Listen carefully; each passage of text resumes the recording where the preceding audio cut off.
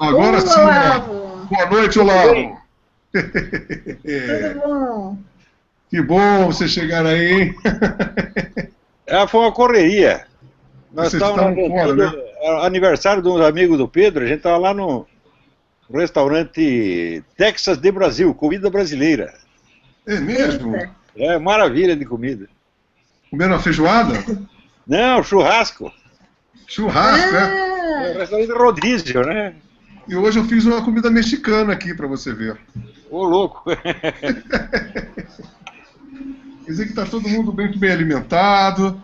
E, olá, eu estava aqui, caiu a minha conexão. A gente começou, eu estava começando a introdução para o programa para a rapaziada, falando com a Graça e dando aquela tônica do nosso bate-papo, que inevitavelmente seria justamente o assunto do momento, que é a censura, né? Sim, E sim. todos os seus vieses, né? E eu comecei, para ser um pouco mais original, sobre esse evento agora do grupo. Você conhece o novo grupo agora, que está provocando uma coqueluche em todo o Brasil, o grupo Procure Saber, presidido pela Paula Lavigne, que é o grupo do Chico Buarque, Caetano Veloso, Gilberto Gil, o Roberto Carlos, Erasmo Carlos, Djavan. Você conhece esse grupo? Estou ouvindo falar agora pela primeira vez. Pois então, o nome do grupo, guarde, porque esse nome vai estourar nas paradas de sucesso.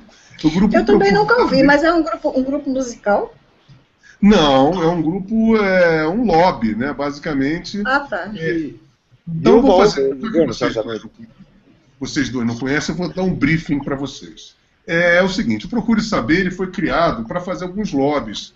E a primeira jogada deles foi alterar um projeto de lei para alterar a arrecadação dos direitos autorais.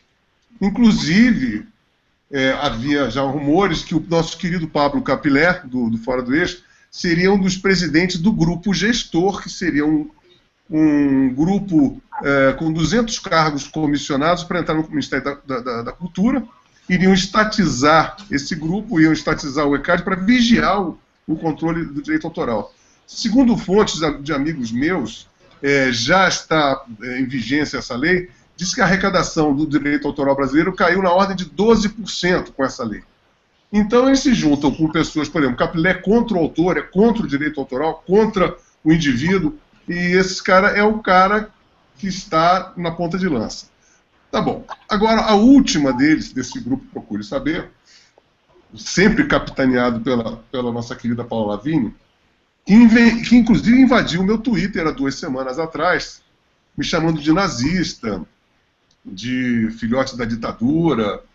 É uma pessoa um pouco violenta demais, né? Então é o seguinte, agora eles querem censurar as biografias e você tem que... tem coisas maravilhosas, porque você tem que dar dinheiro para o biografado.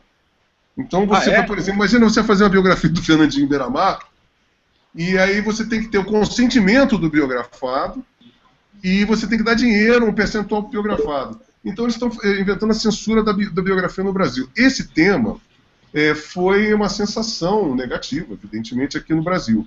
E passamos a semana inteira falando sobre isso.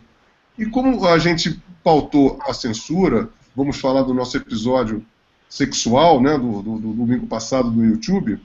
Ah, sim. Então nós temos várias coisas eclodindo, né, essa semana em relação a isso, a censura. Essa coisa pegou muito mal desse grupo Procure Saber, que a cada semana vem inventando situações das mais esdrúxulas. Então, eu queria saber de vocês, o Olavo, que você está fora, a Graça está vendo por outro ponto de vista, eu queria saber o que vocês têm para comentar sobre isso. Bom, eu vejo várias diferenças e semelhanças entre a situação atual e a que nós tínhamos no tempo dos militares. Em primeiro lugar, no tempo dos militares, a censura era feita por 5 ou 6 funcionários da Polícia Federal, que iam até as redações, passavam algum tempo lá e vetavam algumas notícias. Ao mesmo tempo, onde as redações eram quase todas elas chefiadas por esquerdistas. Se quiser, eu dou o nome de um por um. Quer dizer, os esquerdistas, a esquerda já tinha a hegemonia na mídia durante o tempo dos militares. Além de ter a hegemonia na grande mídia, eles ainda tinham o controle total da chamada imprensa alternativa. Você tinha uma série de semanários, Movimento, X, Pasquim, Flores do Mal, Rolling Stones, etc, etc. Tudo isso era da esquerda, tudo isso circulava livremente. De vez em quando o governo vetava uma matéria, vetava outra, ou aprendia uma edição, mas geralmente tudo isso funcionava. Você imagina a imensidão, vamos dizer, do jornalismo de esquerda que circulava livremente na época, sem ser fiscalizado, senão por uns 5 ou 6, no máximo uma dúzia de funcionários da Polícia Federal. Hoje, a censura não é feita pelo governo, é feita pelo partido, ou pelos partidos, pelo próprio Foro de São Paulo, que tem agentes espalhados em tudo quanto é lugar. Tá certo? Então são milhares de pessoas trabalhando para vetar a opinião alheia. Essa é outra diferença, aliás, porque no tempo dos militares, o que se censurava eram notícias, que eles consideravam inconvenientes, às vezes para alguma investigação de guerrilha ou coisa assim. Mas a opinião geralmente não era censurada. Eu trabalhei no Jornal da Tarde, que era o jornal mais visado em São Paulo, e nunca um artigo de opinião foi vetado. Nunca nenhum. Veja você. Agora, hoje em dia eles estão de olho sobretudo na opinião. Eles querem tapar a boca de quem pensa diferente. Não é de quem pensa diferente, de quem pensa, porque eles não pensam coisíssima nenhuma. Então, se você pensa alguma coisa, eles já querem tapar sua boca. Não é isso? E agora, você sabe do Luiz Procure saber é muito interessante, porque eles não sabem coisa nenhuma. Então o nome se aplica a eles. Procure saber o que vocês estão fazendo.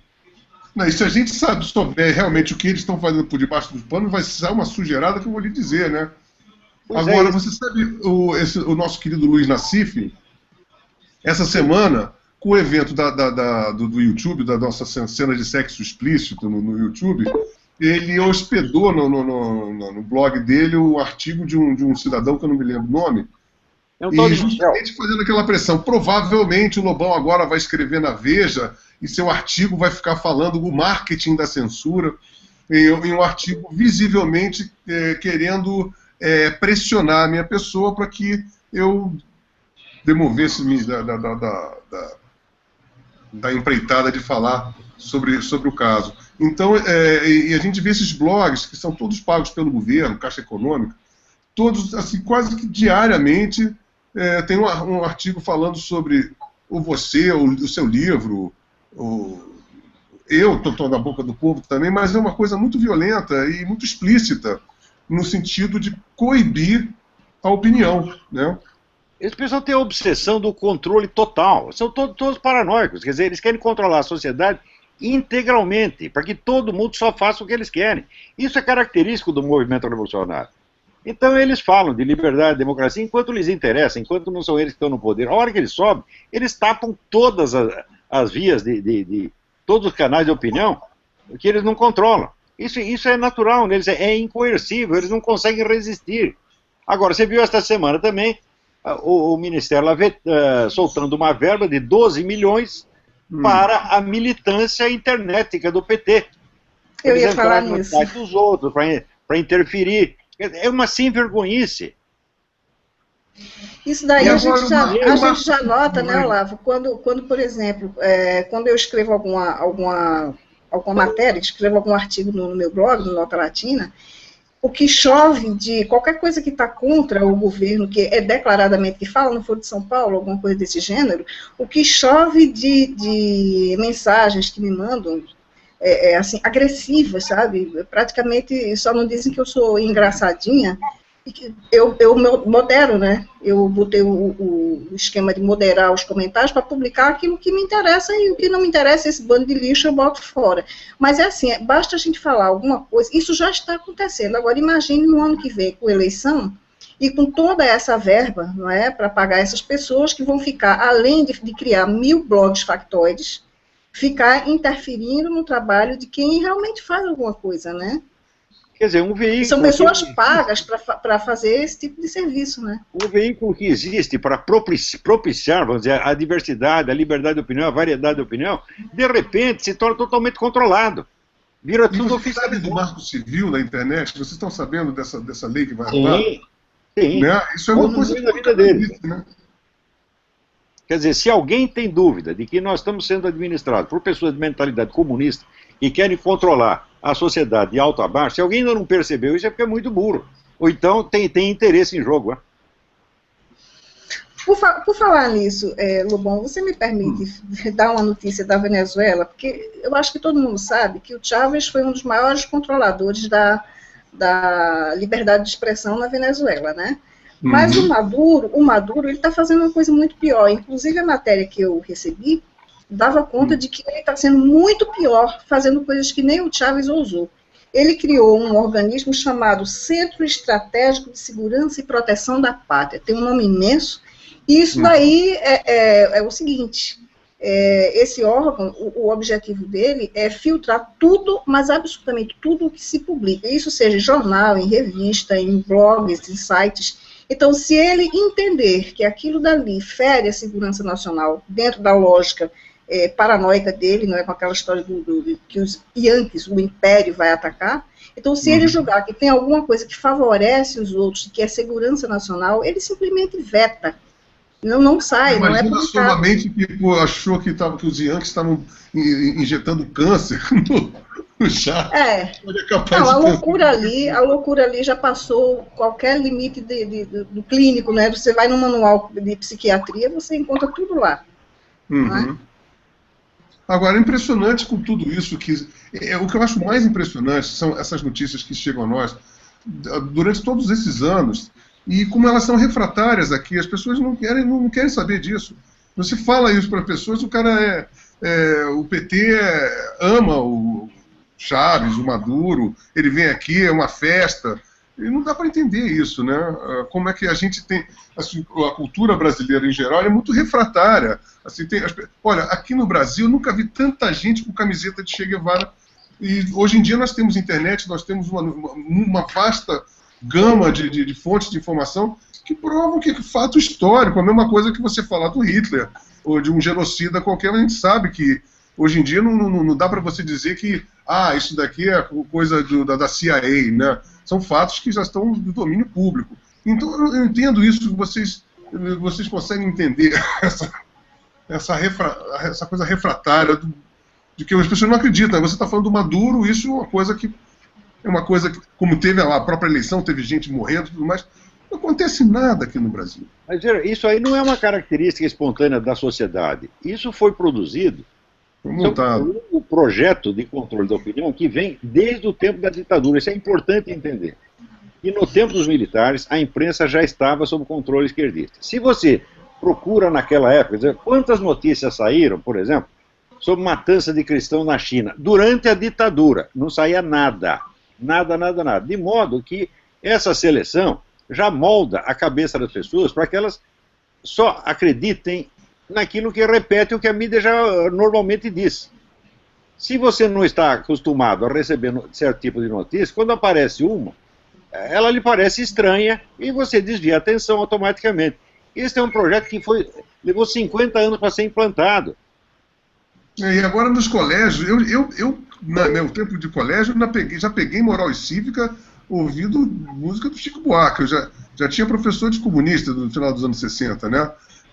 Agora os militares não fizeram absolutamente nada na esfera cultural.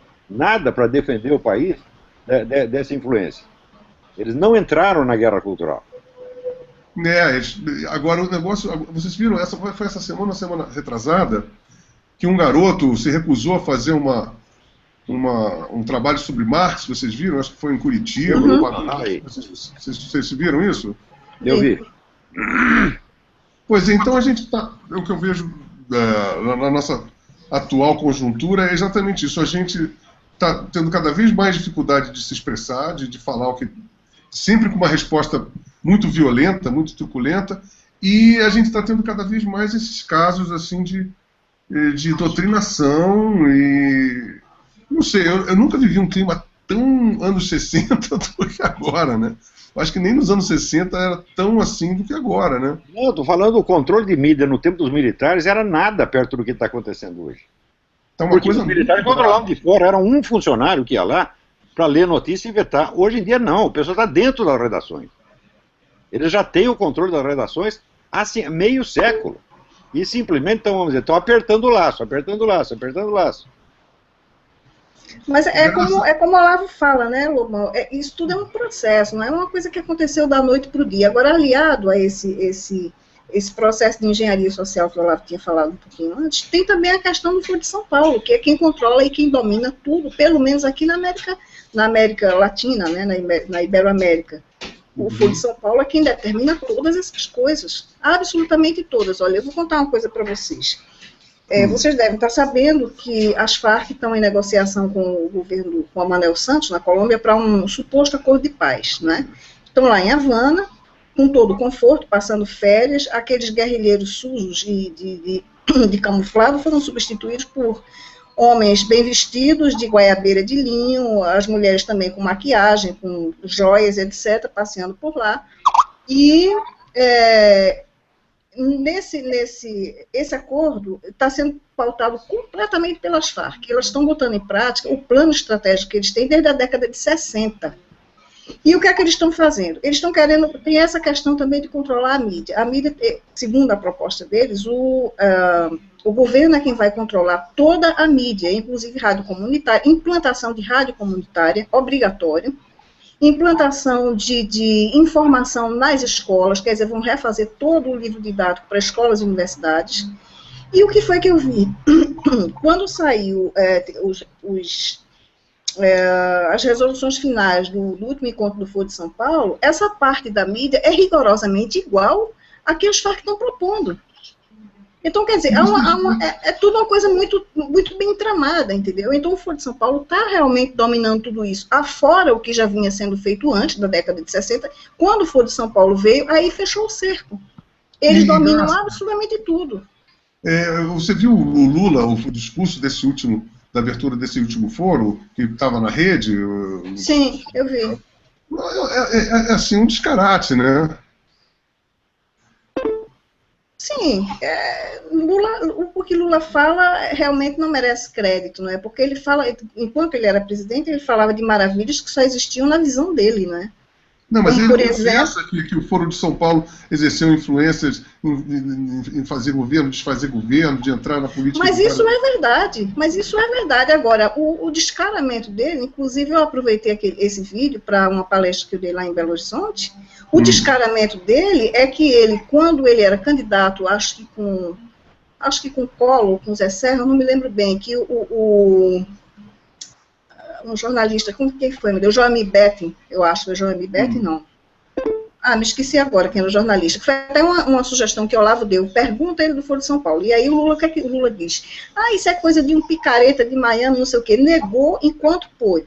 Mas por quê? Porque estava no começo do foro, não tinha nenhuma consolidação, só tinha um presidente que era... Ele negava, ele próprio, que era fundador e presidente do foro. Negava a existência do foro. Por isso que agora ele falar com aquela sem cerimônia total agora. Não é, Lobão, não é, porque isso é estratégia, entendeu? Não é cara de pau dele, não é disfarçatez. Ele está peitando, né? Ele está fazendo papel, está cumprindo o papel dele. Naquela época ele precisava, era assim, urgente esconder. Era urgente esconder, para quê? Para poder se solidificarem. Agora que tem 16 presidentes, então está tudo certo. Pode dizer, ele deu a luz vermelha. E eles estão bem consolidados, porque a coisa está muito bem amarrada, entendeu? A coisa está muito amarrada no continente inteiro. Agora, vocês vejam, isso teria sido impossível se não fosse a colaboração da grande mídia, o Globo, o Estadão, Folha, etc., que durante 16 anos se calaram a respeito e negaram até a existência do Foro de São Paulo. Então isso aí é uma cumplicidade. Parecia que era uma teoria da conspiração. Parecia que era teoria da conspiração, que tinha inventado. Tá? E quantos empregos você perdeu por causa disso, né, Olavo? Todos. Sobrou só o Diário do Comércio. Perdi todos que tinham. Pois é. Porque denunciavam uma coisa que todo mundo fazia questão de falar. Agora, esse controle de mídia não é de agora. Isso já está instalado há muito tempo. Só que inicialmente de uma maneira mais sutil e mais disfarçada. Tá certo? Pois é, agora, o que me aborrece, o que realmente me deixa muito aborrecida, é que todos esses jornalistas, como o senhor Merval Pereira, por exemplo, do Globo, nunca falaram. Enquanto o Olavo estava no Globo, o senhor Merval Pereira nunca abriu a boca para dizer, para confirmar o que o Olavo estava dizendo. Bastou o Lula dar a luz vermelha, né, acender a luz verde, para que todo mundo falasse. E ele até dá entrevista falando do Foro de São Paulo como se ele falasse isso desde a fundação. Isso é uma coisa muito maluca. Entendeu? Isso daí é descaramento. Entendeu? O Lula não, o Lula estava... Lula tinha que fazer isso para preservar. Ele é um cara da direita. Ele teve o carro dele quase que depredado no início do ano. Como é? Merval Pereira é da direita? Não, eu estou falando assim, você sabe que... Consta como se fosse, né? O carro depredado por militantes de bandeira vermelha, no Cais do Porto, foi inaugurado um museu lá no Rio de Janeiro, e ele ficou dentro do carro com a mulher dele, pegaram o carro, sacudiram o carro, foi uma coisa horrorosa, disse que amassaram o carro do cara todo, porque esse que é o ponto, ele é tido como um cara de direita, né? Mas sabe o que é que acontece, Lobão? Eu não sei se o Olavo vai concordar comigo, mas, por exemplo, para a esquerda mais radical, a Globo é de direita. Então, todo mundo que trabalha na Globo é de direita. A Globo está sendo ultra demonizada atualmente, com os editoriais totalmente de esquerda, né? Mas a Globo é de esquerda. Não tem um jornal de direita nesse país. O Diário do Comércio é mais conservador, mais de direita, mas esses grandes jornais, a Folha, o Estadão é um pouco menos, mas a Folha e o Globo sempre foram de esquerda. Tem uns 2 ou 3 artigos. Esse é o mesmo jogo que havia no tempo dos militares entre a grande mídia e a chamada imprensa alternativa. Eram os mesmos caras da esquerda que dirigiam um e dirigiam os outros. Só que a imprensa alternativa descia o cacete na grande mídia dizendo que era de direito, conservador e colaborava com o governo. Isso é característico da desinformação. Eu já expliquei isso, acho que até já expliquei aqui no canal. A desinformação só funciona quando é veiculada não por uma mídia inimiga, mas por alguém que a vítima confie. Então você tem que ter jornais que tenham a fama de ser direitista, embora estejam veiculando o mesmo conteúdo da esquerda, mas que continuam sendo chamados de direitistas, para conquistar a confiança de um público que vai ser feito de trouxa através dessa operação. Isso é mais velho do que andar para frente. Exatamente. No Brasil, os caras acreditam até que o New York Times é conservador. Pois é. Quando o New York Times é radical de esquerda aqui nos Estados Unidos, né? Os Estados Unidos estão vendo um surto de esquerda, né, Olavo? A esquerda aqui domina toda a grande mídia impressa e grande parte da televisão, né? Mas você tem o rádio que está na mão dos conservadores. Então, e o rádio tem muito mais alcance popular, na verdade. Dá uma equilibrada, né? Mas no Brasil nós não temos isso. No Brasil o controle é total desde o tempo da ditadura. Presta atenção. Agora é o seguinte, por falar em domínio total, e o episódio, a gente não pode deixar de falar sobre a nova aliança que é a Marina Silva com o Eduardo Campos. Você está sabendo disso, Olavo? Eu estou sabendo. Esse pessoal tem sempre um plano B, plano C, plano D, plano E, de modo que aquele negócio mudar as músicas, mas a merda continua a mesma, tá entendendo? Esse é clássico, né? E agora, o que vocês acham que vai acontecer? Porque nós estamos agora, aquela coisa, né? Nós estamos cheios de manifestação no Brasil, depredações, assim, tá parecendo uma batalha campal aqui. Outro dia eu saí aqui em São Paulo, a gente ficou umas 3 horas no trânsito, cheio de índio, cocar, tem um monte de maluco dentro da rua, e neguinho já vendendo churrasquinho de gato, já mate-leão, já está tudo meio organizado, parece uma micareta. Nós sabemos, então, que esse pessoal da esquerda controla a estrutura de poder oficial e controla os movimentos de protesto ao mesmo tempo. Pois é, e aí a Dilma está subindo, já está ganhando no primeiro turno outra vez, voltou para a parada de sucesso, e aí fica essa briga regional, quer dizer, os caras ficam querendo tirar o governo de São Paulo, o governo do Rio, a prefeitura do Rio, e é uma coisa muito absurda isso, né? A gente percebeu o governo federal incólume com essas lambanças todas que têm acontecido. Você vê, um camarada como o Alckmin, que é a principal alvo do ódio dessa gente, ele poderia ter se afirmado como uma liderança nacional se ele não fosse um covardão puxa-saco. Você sabe que, por exemplo, o primeiro governo estadual brasileiro que instituiu uma multa, por exemplo, para um templo religioso que não permite o ingresso de um travesti, foi o Alckmin. Então está servindo à esquerda, quer dizer, é um puxa-saco. Agora, todo sujeito que, sem ser profundamente esquerdista e sem estar profundamente aliado a eles, colabore com eles, acaba sendo jogado na privada. Não é de hoje que é assim. Eles desprezam essa gente. A esquerda despreza quem os ajuda. Então, o único jeito desse camarada ter uma carreira decente teria sido ele se opor a eles frontalmente desde o início. Como um homem deveria fazer, um homem que tivesse 2 bolas. Esse aí tem meia bola alugada. No PSDB, nenhum deles. O José Serra também não fez nada. Parece que eles são fãs. Eles se colocam como tietes. O próprio Parece não, Lobão. Eles são ovos da mesma serpente. Pergunta ao Olavo aí de onde foi que surgiu o PSDB. O PSDB e o PT ambos surgiram na USP. É a mesma laia, né? A mesma corriola. Essa é uma divisão de trabalho. Agora, mesmo que um sujeito desse, no curso da sua carreira, ele acabe descobrindo tudo que não presta na esquerda, o sujeito tem rabo preso, ele tem compromisso, são os amigos dele, são parentes. O Serra é casado com uma parente do Allende, meu Deus do céu. O que você quer? Agora, lançar este cara com o candidato de oposição, fala, o que é isto? Aí tem que falar que nem fala o Neil Ferreira. Isso não é oposição, é oposicinha. Agora eu fico vendo, eu estava falando com meu amigo, eu tenho um almoço semanal com meus amigos, o Tognoli, que é um jornalista investigativo, inclusive eu acho que nós vamos, acho não, ele está lançando para lançar esse livro com o Romeu Tuma, e a gente vai fazer um hangout com ele também. Agora, você vê, a destruição da direita no Brasil começou por iniciativa dos militares, nós não podemos esquecer isto, tá? Porque o movimento de 31 de março de 64 é um movimento civil e militar ao mesmo tempo, onde tinha importantes líderes civis conservadores, tá certo? Como o Carlos Lacerda, Roberto Abreu Sodré, Milton Campos, gente muito boa. O que os milicos fizeram? Tomaram o poder e disseram, nós vamos controlar, agora somos nós e os tecnocratas, e político não entra mais. Isso é a primeira coisa. Segundo lugar, o governo, durante todo o tempo da sua duração, ele amaciou as coisas para a esquerda nas universidades. E foi boicotando todo o pensamento conservador que eles fizeram isso durante 20 anos. De modo que, depois que eles liquidaram as lideranças de direita, tá certo? E encheram a esquerda de dinheiro, e entregaram as universidades para a esquerda, o que você quer? O pessoal já conquistou a hegemonia cultural no tempo dos militares, com a ajuda dos militares.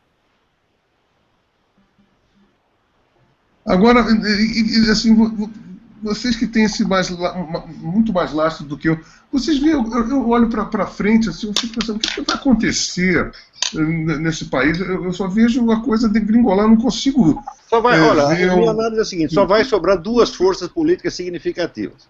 Por um lado, você tem o PT, quer dizer, mas não é só o PT, é o pool de partidos de esquerda que está no Foro de São Paulo. Você tem esta esquerda e você tem os bandidos, você tem os narcotraficantes, o PCC. Então, vamos resumir simbolicamente, PT e PCC. Os narcotraficantes, eles já têm um poder extraordinário e eles agora vão querer a sua fatia do governo, meu Deus do céu. Você sabe que em termos de imobiliários... Mensaleiros contra narcotraficantes. Esta é a política brasileira nos próximos anos. E você sabe que o PCC agora está ameaçando o Alckmin de morte? Tem essa? Pois é. Pois é, e a quem interessa a morte do Alckmin, se não ao establishment, ao PT? Quer dizer, PT e PCC são aliados, mas são aliados até um certo ponto, porque o PCC vai querer a sua fatia. Agora, vocês assim, eu fico pensando em termos práticos, sabe? O que a gente faz? Sabe? Qual é o tipo de mobilização? Para onde a gente vai? Veja, vamos ser realistas. Nós, eu, você, Graça Salgueiro, Reinaldo Azevedo, Heitor de Paula, nós não somos um movimento político. Nós somos, no máximo, um movimento de opinião. Movimento político subentende que você tenha militância, que você tenha candidato, que você tenha verba, etc. Nós não temos nada disso e não temos mais nem idade para começar um treco desse. E também não tenho, eu pelo menos não tenho vocação. Eu não tenho vontade, não tenho nenhuma vocação. Nós temos que continuar fazendo o que estamos fazendo. Nós não podemos tentar tomar o lugar dos políticos, dos militares, daqueles que deveriam estar agindo. O máximo que nós podemos fazer é continuar falando, esclarecendo, tá certo? E cumprir a nossa parte sem ter ambições maiores. Agora, não sei disso. Agora, vocês veem, né, a parte da nossa parte, né? Mas por parte da movimentação da sociedade, alguma melhora, alguma capacidade disso mudar de rumo, por exemplo? Não, você vê uma revolta disseminada, assim, vaga, nebulosa. Quando o governo começou aqueles movimentos de protesto, uma parte da massa que saiu à rua era massa conservadora, cristã, etc, etc. Mas sem liderança, sem organização, sem coisa nenhuma. E se você quer saber, não há tempo para você criar uma militância agora. Esse pessoal que fala de militância, eles têm militantes adestrados em guerrilha urbana, adestrados em terrorismo, adestrados em informação e contra-informação há 30 anos. Né? Quer dizer que para montar um movimento na rua parece que também tem todo um traquejo, né? Agora, nós temos que continuar fazendo a nossa parte, tá certo? E confiar na ajuda divina, é o máximo que nós podemos fazer. E até o fim.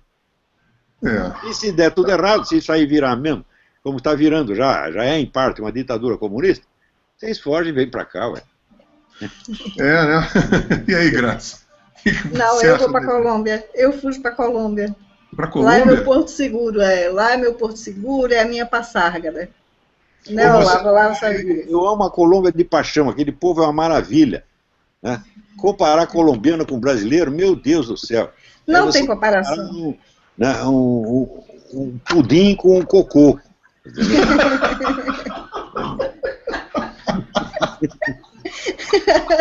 É um povo valente, esforçado, humilde. Você tiver humildade com que os colombianos, eu ouvi as explicações ali, com que eles, o desejo de saber que eles têm. O brasileiro não, todo mundo que você fala já acha que sabe tudo. É verdade, isso é verdade. É verdade. A arrogância o brasileiro é ignorante e muito arrogante na sua ignorância. Ele acha dos seus piores defeitos. Não, o brasileiro é ignorante e exige que você respeite a sua ignorância. Sem dúvida, sem dúvida. A ignorância é fonte de autoridade no Brasil. Pois olha, eu vou contar uma coisa para vocês. Uma vez eu estava num restaurante lá no Paraná, em Curitiba.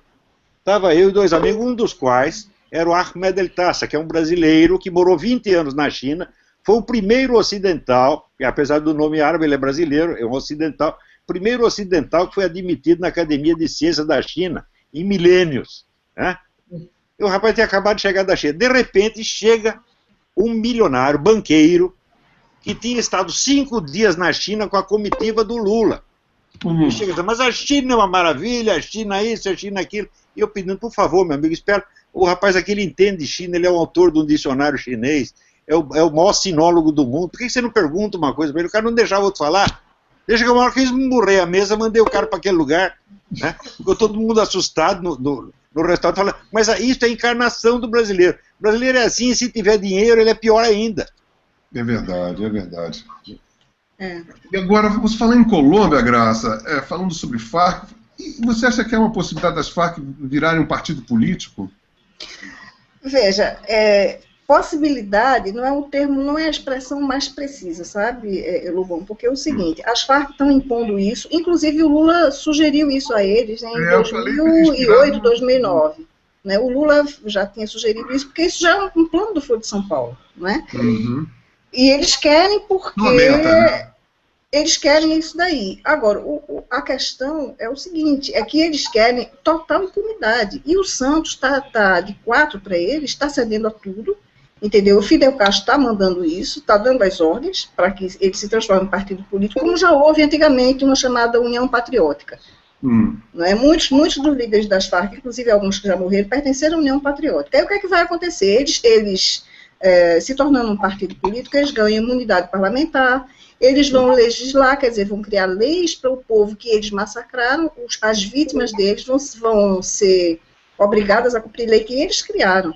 Então, essa a diferença do povo colombiano para o brasileiro, é que eles têm uma oposição, o povo é esclarecido, o povo não aceita, o povo faz manifestações. Eles não são populares lá não, né? As Farc não é um... Absolutamente. O Lobão, pergunte ao Olavo que esteve na Colômbia comigo. A gente não conheceu, eu pelo menos não conheço, uma pessoa que não tenha tido um parente, um vizinho, um amigo, um conhecido, que não tenha sido vítima das Farc. O povo lá odeia as Farc. Odeia. O apoio das Farc é 2% da população. E esses 2% incluem eles mesmos. Eles têm lugares importantes na mídia e no sistema judiciário. Eles têm juízes e jornalistas, e com isso eles controlam o resto. Que horror, né? Eu vou contar um caso recente também. Inclusive, eu vou até aproveitar para fazer uma propaganda aqui. Às 9 horas de hoje, passou um programa na Rádio Vox, que eu espero que as pessoas acessem para escutar.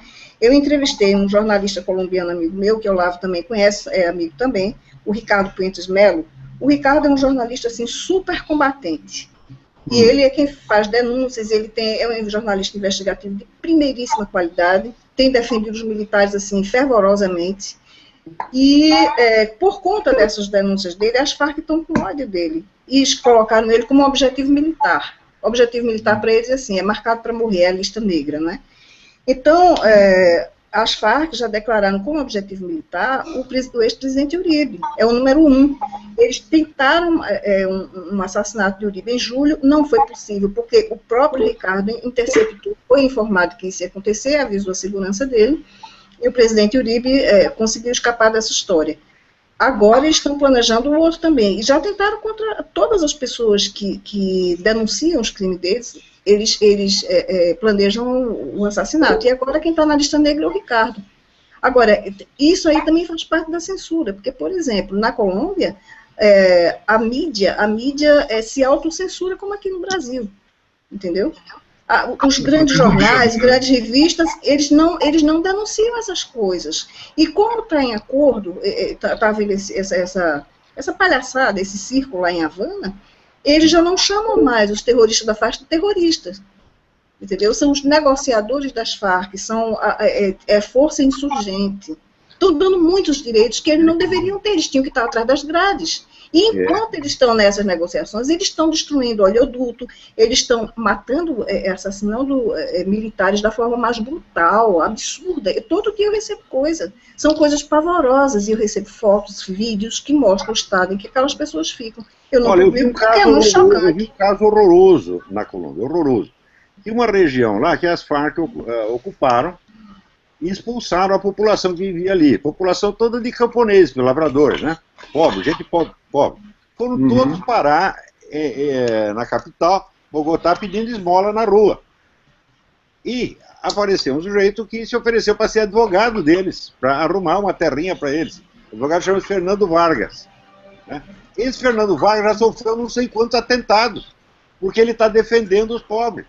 Quer dizer, não pode dar terra para os caras, tem que deixar eles na rua pedindo esmola. Pior, é tudo preto. Né? E daí eles vêm falar de racismo, racistas são eles. O doutor Fernando Vargas é um amigo pessoal meu também, o Olavo conheceu na mesma época que esteve comigo lá.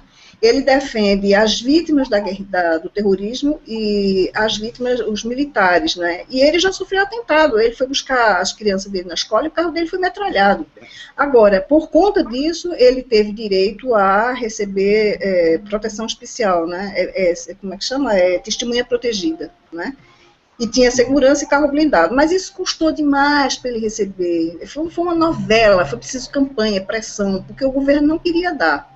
Por outro lado, a senadora Piedad Córdoba, que é conhecida como a embaixadora das Farc, porque ela é membro das Farc, essa mulher perdeu o mandato dela, foi finalmente cassada no mandato, mas agora já estão tentando reverter a situação para ela voltar. E essa mulher vive dizendo que está sendo ameaçada pelas Farc, quando é a coisa mais absurda do mundo, porque ela é membro das Farc, entendeu? Simulam uma coisinha assim, simularam um sequestro dela, e o que é que acontece? A mulher tem segurança, tem carro blindado, tem tudo. Enquanto que Fernando Vargas passou muito tempo sem, agora ele está, e Ricardo tinha, e foi retirado dele. Ele perdeu, tiraram assim de uma forma brutal, porque ele saiu com os escoltas, saiu com o carro, ia fazer um trabalho, quando chegou no meio da rua, pararam o carro dele, entregaram um papel a ele, dizendo que você não tem mais direito a isso, e foram embora, e os seguranças foram embora, ele ficou na rua. Ele está totalmente vulnerável, então. Absolutamente vulnerável, absolutamente. Olha, os filhos dele já não estudam mais em escola, vivem trancados dentro de um apartamento. Ele tinha colocado uma pessoa para dar aulas particulares às crianças, mas agora nem isso mais, porque eles não podem sair de casa. E aquela história daquela Ingrid Bittencourt, né? Ficou quantos anos lá, foi estuprada? Vocês viram o vídeo? Não, aquilo é mentira, aquele estupro nunca ocorreu, aquilo é uma fraude, aquilo é um vídeo pornô. Aquilo é um vídeo pornô que disseram que era dela, não. E ela é uma sem vergonha. O povo, na Colômbia, todo mundo odeia aquela mulher. Primeiro porque ela forjou o sequestro dela. Depois, foi porque ela foi informada pelo comandante da área que não fosse para aquela cidade, porque ali estava sendo desmilitarizado e que era muito perigoso. Ela bateu o pé, muito voluntariosa, disse que ia porque queria ir. O resultado foi sequestrada. Ficou lá um tempo enorme, era uma pessoa comum, que não tinha nenhuma... Ela é meio colaboradora dessa gente, né, das Farc, né? Colaboradora não, Olavo, mas ela teve caso com um terrorista de lá de dentro. Ela teve caso. Né? Não, quem teve filho foi que na época era a vice-presidente dela, a candidata a vice-presidente dela. Mas foi sequestrada também? Foi sequestrada, porque nessa ocasião, a Clara, quando viu que a Ingrid ia para essa cidade, aí disse, não, eu vou também. Não vou deixar você sozinha. Então foram sequestradas as duas. E a Clara, ela teve um filho com um guerrilheiro. Ela teve um caso lá dentro com um guerrilheiro e teve um filho. E depois as duas brigaram, comenta-se, isso daí eu não posso afirmar, mas comenta-se que a briga das duas é porque a Ingrid tomou o camarada que foi o pai da Que baixaria. É baixaria mesmo. E a Ingrid, lá dentro, ela fazia muita... Olha, era uma mulher muito nojenta, porque ela fazia assim, ela criava atrito entre... Se oferecia para todos os presos que estavam lá e jogava um contra o outro, inclusive os 3 americanos. Ela teve caso com um deles e jogou ele contra os outros. Eu tenho tudo isso em livro, porque assim, quando eu digo que eu sei do que eu estou falando, é porque a minha bibliografia não é brasileira, eu não confio em nada que sai na mídia brasileira, absolutamente nada que sai na mídia brasileira. Minha bibliografia é toda de fora, eu compro tudo fora, tudo lá da Colômbia, né? E agora, aí quando ela foi libertada, no dia que ela foi libertada, ela pegou um avião, Sarkozy da França, na época era presidente da França, mandou um avião para buscar ela e ela foi embora para a França. Quando chegou lá, fez uma declaração agradecendo a Sarkozy pela liberdade dela, que isso deixou os colombianos todos com ódio dela, com ódio mortal, porque ele não interferiu em absolutamente nada. Quem salvou ela foram os militares, né, num plano magnífico, uma coisa de cinema, libertou a ela e a mais os 3 americanos e mais outros, foi um total de 15 pessoas militares. E, por ordem, quer dizer, o presidente Uribe deu o aval para aquela operação que era perigosíssima, e no final das contas a mulher deu as costas e foi agradecer a Sarkozy, que não tinha nada a ver com a história. Aí, tempos depois, ela voltou e pediu uma indenização ao Estado pelo sequestro dela. Aí foi que o ódio da população cresceu, né? E ela ficou na França? Ela ficou na França. Depois disso, depois que ela viu o rechaço da população, ela foi embora para a França. Ficou muito tempo lá. E ontem eu recebi uma notícia que ela voltou e está querendo se candidatar a alguma coisa. Mas, assim, o povo não vai permitir que ela nem se candidate, entendeu? Porque as pessoas odeiam ela, né? O que ela fez foi muito vil, muito baixo, sabe? Tem. História complicada, né? E ela posou o tempo todo de vítima, né? Porque o marido dela foi quem fez toda aquela campanha. Até então, se tinha ela mais uma presa, mais uma sequestrada, comum, né? O simples fato de pedir indenização ao governo por uma coisa que as Farc fizeram já mostra quem é. Pois é, né? E foi uma soma assim imensa, eu não me lembro, era tipo assim, uns $500 mil, uma coisa desse nível, entendeu? E quem ia pagar era o povo, né? Com os impostos, que não tem nada a ver. Ela que inventou aquela história que assumisse, né? Agora acontece o seguinte, isso aí eu tenho que falar para vocês, e mais para o Renato, o Heitor de Paula, etc, etc.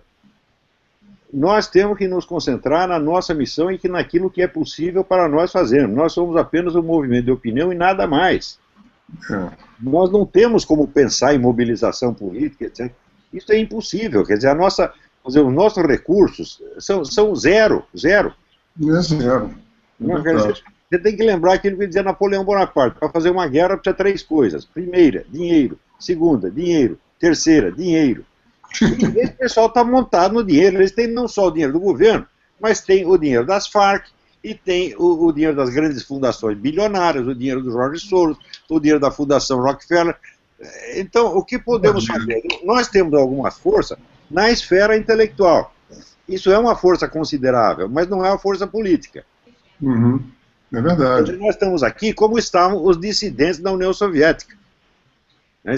E tinham, ainda dentro do regime soviético, alguns dissidentes, como Solzhenitsyn, Alexandre Zinoviev, Vladimir Bukovsky, eles já tinham uma espécie de hegemonia intelectual. Eles eram as figuras respeitadas da esfera intelectual. E nós temos que nos bater nisso aí, nós temos que mostrar nossa honestidade, nossa sinceridade de propósito e continuar batendo nisso até o fim. Para ver se a gente consegue inspirar outras pessoas com outras vocações e com outra disponibilidade de recursos para que eles ajam. É verdade. Mas quanto a isso eu não tenho nenhuma dúvida, Olavo, porque às vezes as pessoas me perguntam, até já me perguntaram numa palestra que eu fiz aqui em Recife, se eu não tinha vontade de me candidatar, se eu não queria fundar um partido político, se eu não queria me candidatar a alguma coisa. Eu disse, Deus me livre, Deus me livre. Eu não tenho vocação, eu não tenho paciência, e eu não quero ter o meu rabo preso com absolutamente ninguém. Eu quero ter a minha independência. Como? Para isso, precisa outro tipo de pessoa, outra personalidade, que não é a nossa. Claro, existe função para todas as pessoas, né? A minha não é essa. A minha é ver as coisas e denunciar. Agora, na esfera intelectual, ainda há muita coisa para fazer e tem que ser feita.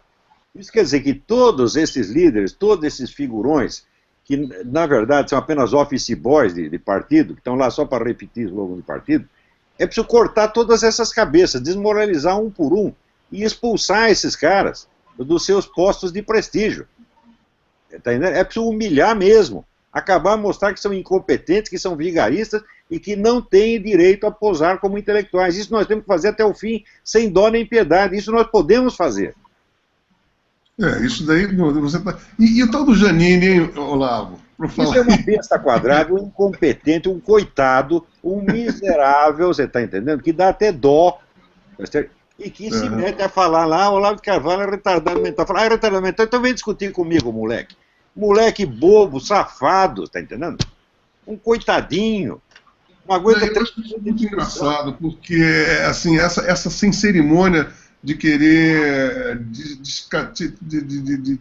destruir a reputação das pessoas, eles fazem sem cerimônia, assim... É só isso que sabem fazer, mas na verdade nem isto sabem, porque quem está perdendo a reputação... Fazem mal, né? São eles fazem fofoca por trás, eles vão lá longe, fazem fofoca para os alunos deles, né, para impedir que os alunos me leiam. Não leiam porque é perigoso, é maligno, né? Então os alunos não leem e ficam inventando história, pô. Agora, quando entra na concorrência intelectual mesmo, não aguenta 2 minutos de briga. São todos assim. São todos então, assim. Não tenho dono. Olha, assim, pessoa humilde, pessoa do povo, a gente trata com toda cortesia, com toda humildade, né? Eu já aprendi no tempo do meu pai. Meu pai, se um mendigo parava ele falava, chamava de senhor, de senhora, tratava bem. Eu aprendi isso desde pequeno, que a gente tem que ser assim. Agora, quando vem um merda desse, um sujeito arrogante, bobo, vigarista, quer se meter a besta, a gente tem que humilhar, tem que pisar mesmo.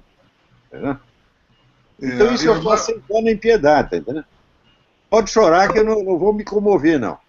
Aconteceu comigo agora com o Pablo Capilé. Eu marquei um hangout assim como nós estamos tendo, e aí o cara desapareceu, aí eu lancei uma música agora, que eu tenho uma sacaneada, fiz uma musiquinha pra ele, e aí ele apareceu dizendo que eu era um bundão e que... olha que ele tinha marcado hora, dia, e depois disse, não, eu não vou fazer isso não, porque não ia ter mediador, não ia ter plateia. Mas por que o sujeito na hora não me disse, olha, eu vou fazer com você, mas vai ter que ter mediador, qualquer coisa. Mas ele tem condição de discutir com você, pô, é um coitado. Mas não tem que ele não tem condição. Os caras que estão fazendo ele, os caras que estão na alta esfera da República, Rui Falcão, Zé Dirceu, Mercadante, você acha que tem condição de discutir com qualquer um de nós três? Ou com o Reinaldo Azevedo, ou com o Heitor de Paula? Não tem condição. Porque ele só sabe uma coisa, só sabe isso de vigaríssimo. Agora você sabe... Não vão se oferecer para apanhar. No começo, quando os caras não me conheciam, né, até aí um tal de Olavo de Carvalho, daí o cara, deixa que eu vou lá, acabo com ele. Então eu vinha, levava um cacete, tamanho do bolso, saia com o ramo entre as pernas. Daí um avisou o outro, falou, não vai lá não. Você está entendendo? Agora já tem o tal do Lobão, tem da Graça Salgueiro, não vou lá não. É assim. E aí eles que são tão libertários, tão democráticos, né, desaparecem, escafedem-se e ficam só do outro lado falando pelas costas. Olha, esse cara aqui... pelas costas. Tudo velhinha, né? Fofoqueira, tá entendendo? É feito aquelas crianças safadas, né? Que toca a campainha do vizinho e sai correndo. Sai correndo, são exatamente assim. Exatamente isso, né? Nós estamos sendo governados. Oded Grajew, eu não Oded Grajew no Fórum da Liberdade.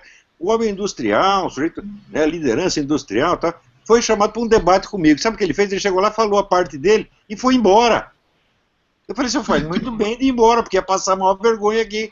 Eu também faria a mesma coisa, sairia correndo. Né? João Pedro Stedley, entendeu? Esses caras são os fracotes, tá entendendo? Agora, quando juntem 1000, eles adquirem alguma força. Esse é o problema da coletividade. Isso parece coisa... Porque pensa assim, você nasce um indivíduo, você nasce uma pessoa... Não é absolutamente lógico você formar bem esse indivíduo, ele é uma célula, ele é uma unidade. Agora o cara não forma bem o indivíduo, fica botando um monte de bunda mole. São personalidades deformadas, você está entendendo? No coletivo. Gente doente, totalmente neurótica, e por isso mesmo são todos uns covardões. Tem o caso do tal do Alaor Café, que eu fui lá na casa dele, na Faculdade de Direito, humilhei o cara dentro de 800 alunos dele. Quando eu cheguei, todo mundo queria me matar. Quando terminei, estava todo mundo me aplaudindo, vaiando ele. Né? A gente tem que fazer isso um atrás do outro, um atrás do outro. Isso nós podemos fazer. Isso dá um exemplo. Isso é bacana, é um esporte bom. Talvez isso inspire os políticos. Então, assim, na esfera intelectual, eles podem fazer isso?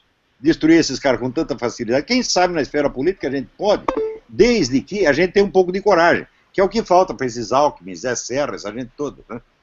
Eu acho que esse daí você falou bem. Eu acho que o maior papel que a gente pode ter nessa hora agora é justamente, olha, esses caras são uns frouxos. Esses caras não podem se intimidar com eles. Eles é que tem que estar com medo da gente. A gente não pode ficar com medo de levar pressão, de bunda mole. Por mais que eles queiram difamar, eles não têm força, não têm argumentação, não têm razão, né? Não pensam correto, não têm capacidade. Então, é o que eu sempre falei, vamos tirar o hype da esquerda.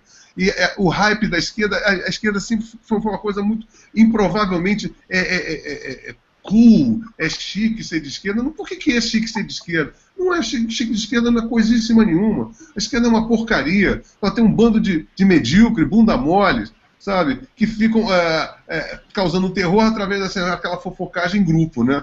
Então acho que cabe a nós exatamente isso. Tirar o hype da esquerda. Dá um exemplo dentro da nossa esfera de atividade. E não a gente penetrar em outras esferas de atividade da qual nós não temos prática e para a qual não temos talento, talvez não temos vocação. Exatamente. Isso vai dispersar apenas, né? Não, hoje em dia, tá uma coisa muito triste nesses últimos anos aí, é um tal de locutor, artista, ator, cantor se candidatar a cargo de jogador de futebol. Eu acho isso uma porcaria, né? Eu acho que, a gente estava vendo ontem um programa, a formação, aí nos Estados Unidos o cara faz faculdade, faz Harvard, faz ciências políticas. Aqui qualquer curioso, qualquer pé de chinelo vira político. Isso é um péssimo hábito, né? Fica cheio de curioso ali. E esse hábito, o cara é corajoso, já quer que o cara se candidate, né? Não, no nosso caso não, eu também não tenho menor, eu fico furioso com esse negócio. Você comparar o debate político americano com o debate político brasileiro, é você comparar uma assembleia acadêmica com um galinheiro. A proporção é mais ou menos essa. Eu percebo, é verdade, não é exagero, não. Se trava eminentemente através de livro. Quer dizer, cada eleição você tem milhares de livros defendendo uma tese, defendendo a outra. Então, aquilo que não passou pelo livro não chega no jornal. Então, de cara, isso aí já eleva o nível formidavelmente. Agora, no Brasil, não. Você não tem plano de governo, né? Aqui é tudo na base do toma aí, vamos nessa, né? Não tem metas, não tem nada organizado, é tudo meio na base do vai da valsa. E também não há debate, né, Olavo? Aqui não há debate. Não tem debate nenhum. Não existe debate porque se juntam 3 pessoas de 3 facções de esquerda para uma jogar confete na outra, então quer dizer, cadê o debate? Sempre foi o objetivo deles, transformar o debate, vamos dizer, no centralismo democrático, que é a discussão entre eles. Eles estão fazendo. Aí eles chamam isso de pluralismo, então é plural porque tem mais de uma pessoa, né? O único pluralismo que existe é esse, que só existe, tem mais de uma pessoa. Mas as ideias são as mesmas. Você vê os confetes jogando de um para o outro, não, mas é maravilhoso o seu trabalho. Existe alguma divergência interna, eles permitem a divergência interna. Então, por exemplo, o que nós vamos fazer com o Alckmin? Nós vamos dar um tiro nele ou vamos botar a bomba embaixo da cama? Isso aí é uma divergência política. E o Lula falou uma vez, né, assim, agora eliminamos toda a oposição de direita, nós pelo menos temos oposição da esquerda, quer dizer, nada mais patológico e insalubre você ter um sistema de governo totalmente desequilibrado para um lado e a pessoa achando que aquilo é o máximo, né? E aquilo vai ser uma alternância. Né? E você tem ideia de onde que ponto que chegou a loucura brasileira? Em qualquer país do mundo, o número de pessoas que dependem da ajuda do governo é um índice de problema social. No Brasil é um índice de vitória e de sucesso. Tem 42 milhões de pessoas recebendo dinheiro do governo. Ah, que maravilha. Pô, aqui nos Estados Unidos é o contrário. Quando aumenta o número de pessoas que estão recebendo dinheiro do governo, é um alarma, é um desastre. Né? E, aliás, em qualquer país do mundo, mas no Brasil não. Uns 30 milhões de Bolsa Família, um monte de funcionário público, cabide de emprego para tudo quanto é lado. Achando que isso é uma vitória. Você pensa bem, alguma coisa esquisita. Você pensa no Brasil, que tem um parque industrial como São Paulo, tem o Rio de Janeiro, tem vários países. Hoje em dia, a cidade que tem a maior renda per capita do Brasil é Brasília. Ah, sem dúvida. Onde tem mais picareta. Não dá para entender. Né? Não tem fábrica, não tem indústria, não tem... Por que é a maior renda per capita do Brasil? É a maior concentração de picareta por quilômetro quadrado. Porque também concentra todo o imposto arrecadado no país, né, Lugon? E que é distribuído entre eles. Claro. Nós tivemos um recorde superavitário agora de tributação. Né? Os impostos cada vez mais estão subindo astronomicamente e essa porcaria, né? Essa infraestrutura caindo aos pedaços. E agora a gente tem todo dia essa manifestação em tudo que é lugar do Brasil, quebra-quebra o tempo todo. Isso já é tratado como uma rotina, né?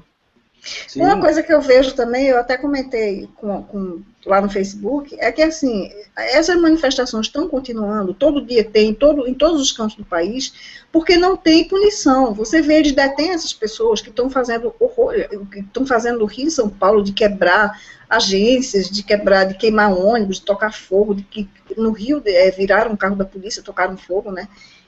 Aí o que é que acontece? Detém aquelas pessoas na delegacia e depois liberam.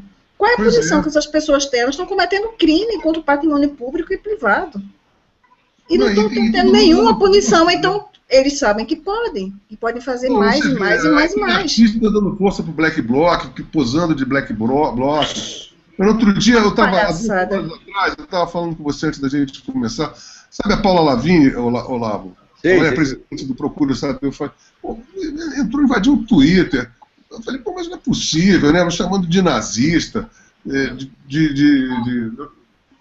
quer dizer, e esses caras estão apoiando o Black Bloc, né? O Caetano está apoiando o Black Bloc, o Chico Buarque escreveu uma carta para o Genuíno, né?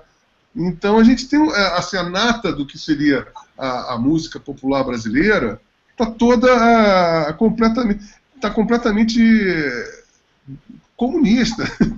O Caetano fez uma música para os comunistas, uma música para o Marighella agora. Então, e olha que há uns 10 anos atrás ele me chamou de comunista uma vez. Olha, não faço parte de turma de comunista. Quer dizer, a Paula Lavigne ela era assessora do José Serra, né? Agora ela é de uma criancinha. Não significa nada. Quer dizer, um peido de galinha vale mais do que qualquer palavra deles. O Lula não chegou a dizer, eu nunca fui nem esquerdista. O Lula disse isso, pô. Ele tem uma pinta de que, né? Agora, o pior não é eles dizerem, porque a função do vigarista é enganar os outros. Agora, o sujeito que é otário, o vigarista é vigarista por vocação, ele não pode mudar, é um psicopata.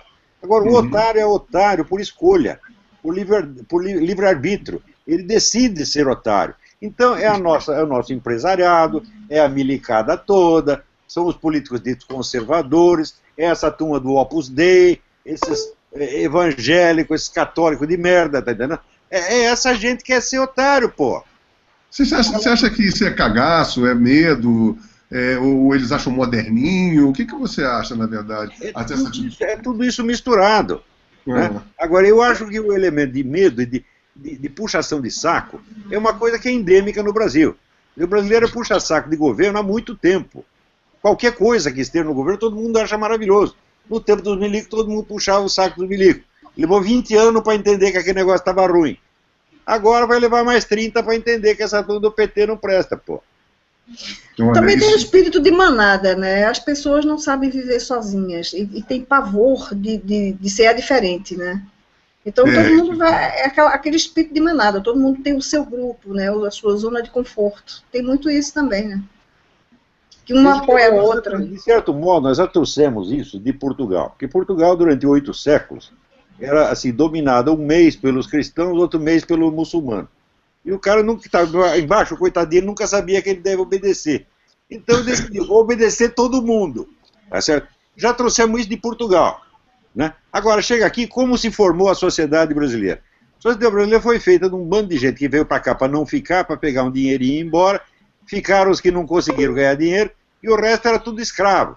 Que é o sujeito que você pega o cara lá na África, ele está lá catando coco pacificamente, leva a porrada na cabeça, acorda do outro lado do oceano, dão-lhe uma enxada e descava um buraco. Aí, desgraçado. Que perspectiva de vida vai ter um coitado desse? Pô, se ele conseguir sobreviver, já é muito. Então é um povo intimidado, tá certo? É um povo sem perspectiva, sem o sentimento de honra, tá certo? Pronto a baixar a cabeça para qualquer um. Honra não é uma palavra que chega a ser cafona, você falar de honra. É cafona. É cafona. Minha honra. O cara vai olhar para você e vai dizer, é anacrônico, né? O que é isso? Honra? Que viadagem. Para com isso. Que viadagem. Mas, meus amigos, olha, estamos chegando agora, fazendo já 1h10 de papo. Olha, vou dizer uma coisa para vocês, viu? O nosso Hangout está muito popular. A rapaziada está gostando muito, estou vendo aqui, está tendo o maior recall. E eu espero que agora a gente faça com mais frequência, né, Olavo? A gente fez quando quiser, estou aqui às ordens. O que você, a Graça Salgueiro, pedir, eu faço na mesma hora. Eu também sou puxa-saco, sou puxa-saco dos dois. Mas isso não é puxa-saco, isso é carinho, isso é afeto, é admiração. Olha, eu quero dizer uma coisa para vocês dois. Foi um papo maravilhoso, Graça. Vamos voltar a conversar. Eu acho que essa conversa, a gente está intuitivamente fazendo uma conversa aqui, um hangout acolá, e vamos tentar fazer isso com mais frequência. Na próxima vez nós temos que explorar mais a Graça, porque a Graça sabe tudo do que está acontecendo aí no mundo hispânico, né? E na nossa volta, ela sabe tudo. São informações assim, preciosas que nós temos que trocar aqui, e a gente vamos botar as pessoas para pensar e vamos estimular as pessoas, né, Olavo? Né, Graça? Eu acho que está no momento que tem muita gente que está se inspirando, está se estimulando, e eu acho que é isso que a gente tem que passar para todo mundo, né? Para encerrar aqui, você assistiu o filme Josie Wales, o filme com Clint Eastwood? Não. Agora é recente? Quando você está em minoria, está cercado e sua munição acabou, aí está na hora de partir para porrada. É, né? Então esse é o caso. Meus queridos, foi um prazer sensacional e vamos então continuamos tramando aqui as nossas conversas e estaremos em breve novamente juntos, se Deus quiser. Muito obrigado a vocês dois, né, a todo mundo que está nos assistindo. Obrigada a vocês também. Enorme prazer, grande alegria. Tchau, tchau. Foi um prazer, gente. Bye, bye. Tchau, boa noite.